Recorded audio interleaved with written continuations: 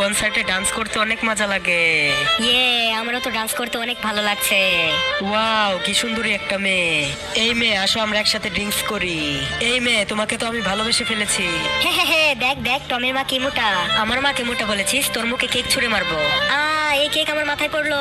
চিন্তা করো না ডার্লিং, আমি তোমাকে মুছে দিচ্ছি। টমি রে, চল আমরা এখান থেকে চলে যাই। আজ মোটা বলে সবাই অপমান করলো।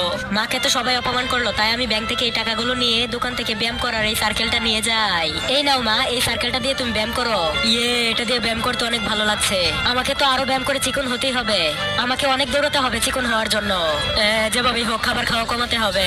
শরীর ফিট রাখার জন্য তো বক্সিংও করতে হবে।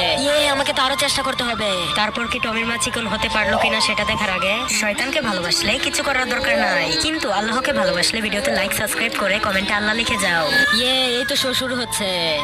আমার মা তো এখন চিকন হয়ে গিয়েছে। আমি হয়ে গেছি এখন সবচেয়ে সুন্দরী মহিলা।